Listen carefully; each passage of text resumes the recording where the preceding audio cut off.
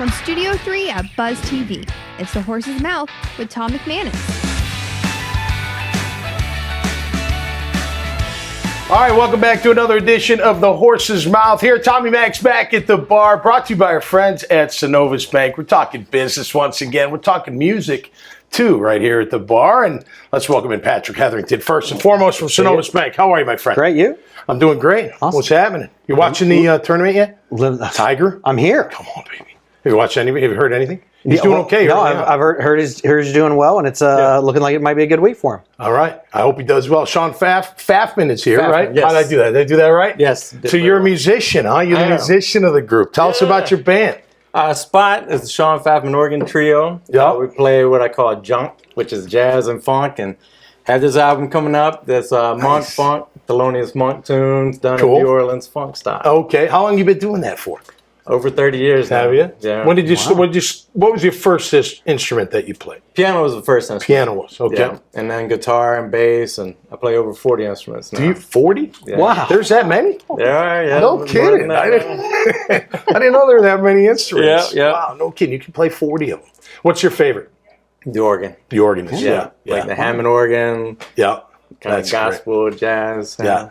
Mariah Sheridan is here. Hi, Hey, Mariah. hey, nice to Welcome meet to you. the bar, to the show. Appreciate it. We go way back, I'm told. We do. So, Yeah. fun fact, I was on the staff at your wedding at Sawgrass Marriott. Yep.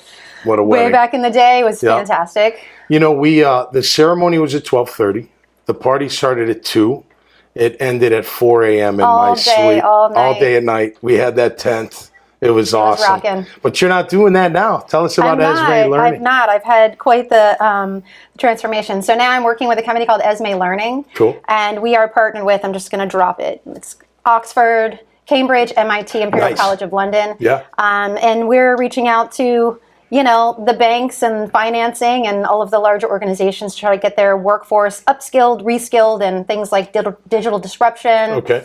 AI in the workplace, cybersecurity, and those types of things. So as part, do you you go into businesses and hey, your people need this? Like this is the learning, the certification, whatever that's coming. They've got to have it. Or Are you ready for my next? You need to be on the next phone call with There me, you or go. you're selling it for Simple. me. It's Exactly. simple. Yeah. So that's exactly what it is. So we're Okay. reaching out. So MasterCard is our legacy customer, Okay. and they drive a lot of what they want to do with their organization, their member banks. Okay.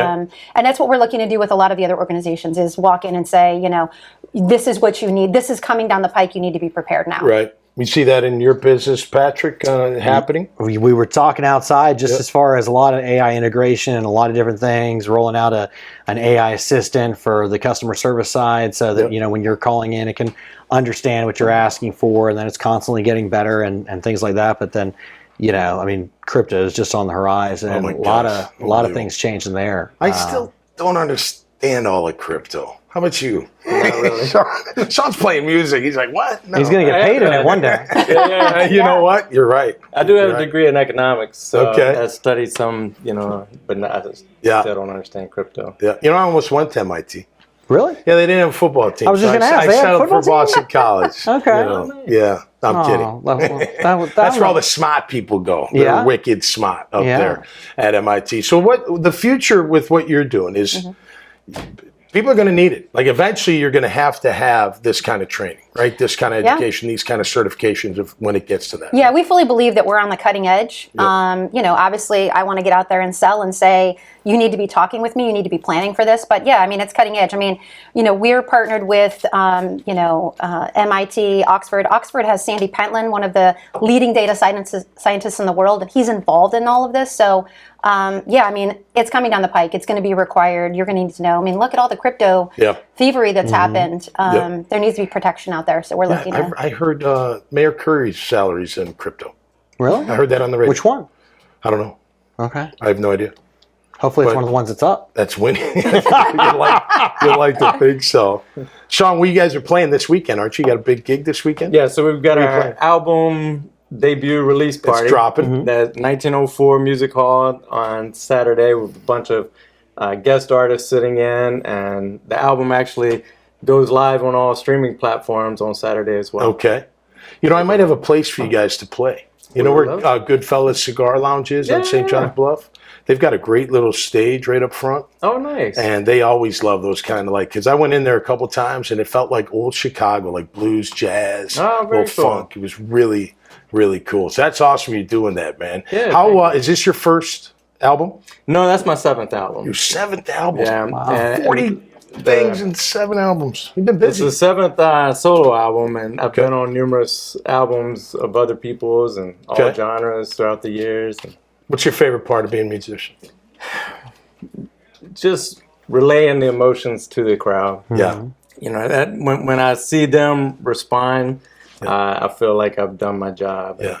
Well, you got to go for it. Yeah. Right? I mean, you got to prepare and all that, but like you're doing a sales, it's the same thing. You just got to go for it. Just like, right. I'm prepared, I'm ready, let's go. So you're a singer too, right? Yeah, and I'm not that great of a singer, but when we go, I'm just like, screw it. You don't like it, leave. That's it. And all I tell the audience is, hey, the more you drink, the better I sound. So keep it going. Yeah. What were we going to say? No, I was going to say, as far as, 7th album, I'm curious, and you said that drops on streaming platforms, but I got to imagine that in the earlier albums, digital was less, CDs were more. Right. I mean, typically I go on, I find a song I want. I don't necessarily download the entire album. Right. I'll download the song. But I mean, how has that shifted the business some, especially with the different way where it's, you're buying a CD, you don't have necessarily the same hard costs, but I can't imagine that they're giving all that back to the artists. It is completely changed. So I was signed to a record label years ago, and the experience now is completely different.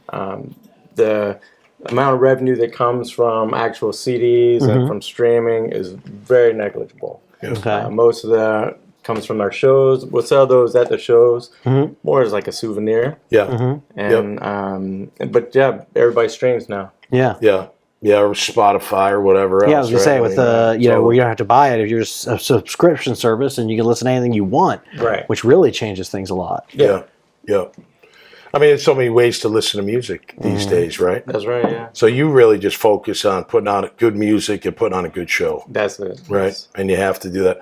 It's funny, whether you're doing like TV, radio, whatever, whether you got one person listening or 100 or 1,000,000, you got to put on a show. Right. I mean, you have to be committed to that. And some days, there may not be anybody listening. Well, you know what I mean? Or very little, but you just got to keep doing it because eventually they will. If it's any good, it'll catch. No doubt about it. Most of the stuff I write is for my future grandchildren and great-grandchildren. And hopefully someday they'll see it and hear it. Yeah. You got a cool voice. Do you sing too? I do. Yeah. Are you from New Orleans, you said? No, I spent a lot of time in New Orleans. I'm from Alabama. You're from Bama? What part? At Demopolis. Okay. Right. My wife's from Mobile. Oh, my family's settled in Mobile. Okay. When they I thought I felt somewhere along that Mississippi, Alabama, New Orleans line. All right. Very cool. Well, thanks Mobile is kind of like our home base. Great food. Yes. You should get some good gigs out there. Yes, yeah. The home of Mardi Gras. That's right. The original.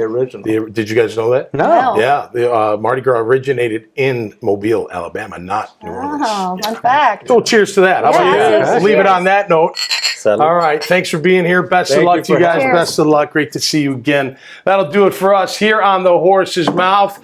At Tommy Max at the bar, man. We just meet so many cool people on this show, and you get to hear all about what they're doing in this awesome city of Jacksonville. Till next time, stay safe and be cool. We'll see you right here on The Horse's Mouth. Cheers.